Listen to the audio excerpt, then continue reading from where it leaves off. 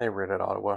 This is a video reply to a couple of questions I had about lowering energy bills as well as plans for the grid for Ontario. I'm going to be talking about Pickering Nuclear Station and the refurbishments process and how it can be done better. I'm going to talk about virtual power plants, and I'll throw in one other thing at the end too once I remember it.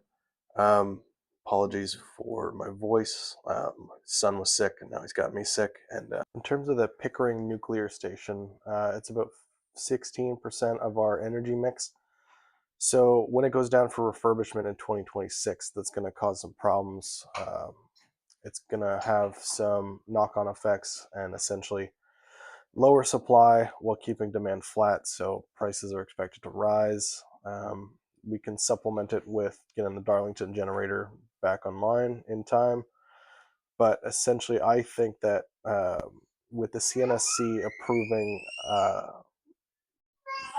generation until 2028, we can defer for 2 more years, get our plans in place for the 2030 restart at the Pickering station, and possibly do it one at a time instead of all um, four reactors at once. Um, the parts will be made off site mostly, anyways, as far as what I've been told. So we can store them in a warehouse and have rolling shutdowns instead of all four stations. Um, if we're also looking at SMRs that could be dropped on the existing Pickering site. I know there's not a lot of true factories up and running for SMRs that can just deliver by pickup. But if that's the case that some are ready to go, then let's order 12 of them and get them running before 2028. That's a bit of a stretch goal, but as many years that we can cut down on with a low energy mix um, or lower capacity, the better off that we'll be. I had some comments about the virtual power plants, somewhat negative, but if you're looking for the cheapest solution to a stopgap problem, it is distributed energy systems. I'll link or splice in a OEB document in a second, but um, essentially it's batteries supplementing renewables such as solar, wind, and hydrothermal in a distributed small capacity, instead of creating giant battery stations like we've got out in Bowmanville. We can have smaller scale distributed energy systems, batteries in every home in a community, including EVs.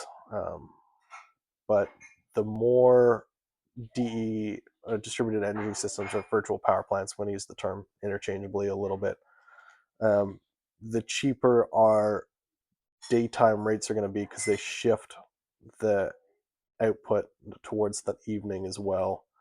So that's where ultra low energy rates come into play. It can be a good way with some upfront cost to make money just on uh, giving more resilience and time shifting that energy generation to nighttime can be. So again, Art uh, and David at the CPLA Environmental Policy Group are taking the lead on this, but I've also seen that OEB has been doing some research into distributed energy systems. So all to say that virtual power plants, one, really improve resiliency. We want to do a pilot project out in Manotick, and essentially one of the residents has already been doing that at a really like a community scale, and it's worked out great.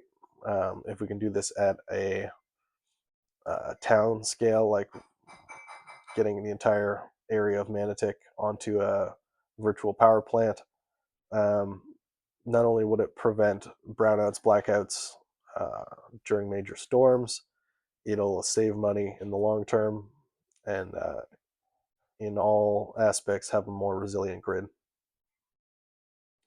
This isn't purely an economical issue, but climate resiliency is going to be important going forward. We're past the point where um, the climate's not going to be affected. We want to minimize the effect, but we do have to plan for large storms, hurricanes, even just more rain and more snow at certain points, crashing our grid essentially. So burying lines is going to be one part of it. Documentation is a huge part of that. It's one reason to not have buried lines is that if you're going to lose the paperwork, you're in trouble. So having a centralized repository essentially that will last long into the future is important to climate resiliency. If we're going to start burying power lines and things like that. There's nothing that I can think of off the top of my head. I'll go into that in the deeper dive video that I'm editing, where climate resiliency is, it's a long-term expansion, or sorry, long-term investment. I know politicians say that all the time. We're going to invest, but if we put money into keeping the grid from failing, we're going to save money on operators, on fees, on lost revenue, um, and it's always dangerous to repairing infrastructure too. So we'll save a little bit on our insurance premiums as well if we have a more resilient grid. Um, there's something I came across in the OEB documentation from 2023. It talks about a mobile power plant for when the grid goes down in certain areas. So let's say up north, or even just smaller communities, where hooking back up those big giant electrical towers is going to take time. It's going to take manpower. It may not happen right away. So getting a mobile station in there, which I'm assuming they mean diesel, but it would be really cool if it was a portable nuclear plant.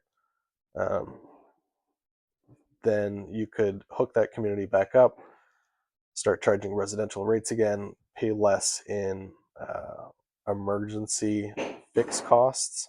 Um, and that's one way as well to kind of tackle the economics crisis of our energy system.